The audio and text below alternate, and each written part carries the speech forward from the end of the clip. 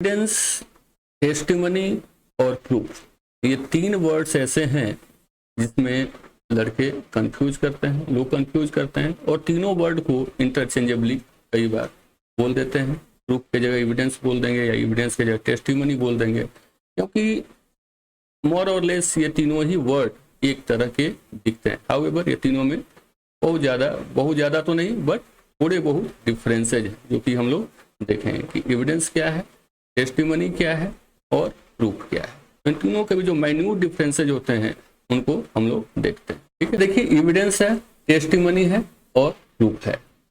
तो एविडेंस का जैसा कि मतलब होता है कि टू शो क्लियरली, मतलब ये प्रक्रिया है जिसमें किसी चीज को, किसी फैक्ट को हमको दिखाना है, स्पष्ट करना है, वही एविडेंस है। ठीक है, और एविडेंस जो वर्ड है बेसिकली ये एविडेरा वर्ड जो कि लैटिन टर्म है उससे डिराइव किया है। इसका मतलब ही होता है टू शो क्लियरली और टू डेमोन्स्ट्रेट क्लियरली। ठीक है, या the fact which is evident, which is evident. ठीक है, या दैट विच इज एविडेंट, जो कि स्पष्ट है, जो क्लियर है, वही एविडेंस है।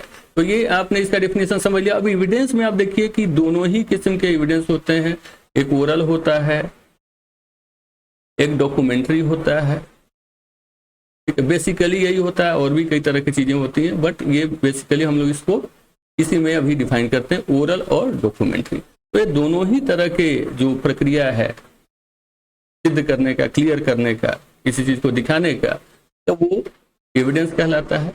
हाउएवर अब टेस्टिमनी में हम लोग देखते हैं, तो टेस्टिमनी क्या है? टेस्टिमनी जो वर्ड है वो टेस्टेड से बना है। इसका मतलब क्या होता है? विटनेस। विटनेस मतलब क्या? साक्ष्य, गवाह। ठीक है, तो जो विटनेस बॉक्स में टेस्टिफाई करता है वो टेस्टिमनी है। टेस्टिमनी क्या है? ठीक है, तो बेसिकली इसका जो रिलेशन है वो ओरल एविडेंस से, मतलब टेस्टिमनी एविडेंस के अंतर्गत ही आता है। मतलब evidence is a larger term. ठीक है, एविडेंस के अंतर्गत ही टेस्टिमनी आता है।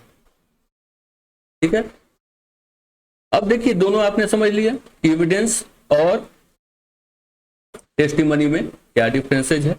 अब देखिए प्रूफ पे हम लोग आते हैं। तो प्रूफ क्या है?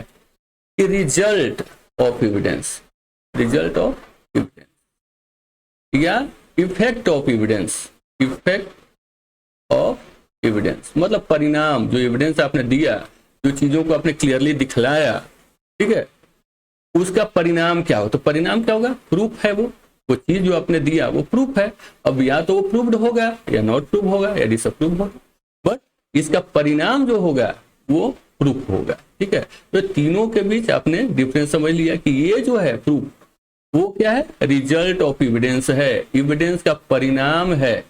ठीक है, टेस्टिमनी क्या है? एविडेंस का एक अंग है जो कि ओरल होता है, टेस्टिफाई किया जाता है, विटनेस बोलते हैं इसमें। ठीक है, तो ये टेस्टिमनी है। और एविडेंस क्या है? ये एक जेनस है। ठीक है, जिसमें कि ओरल और भी कई तरह के एविडेंस है जिसमें आ जाते हैं। ठीक है, इसका मकसद सिर्फ होता है कि चीजों को क्लियरली दिखलाना, टू शो इट क्लियरली। ठीक है, तो ये अंतर है इन तीनों में।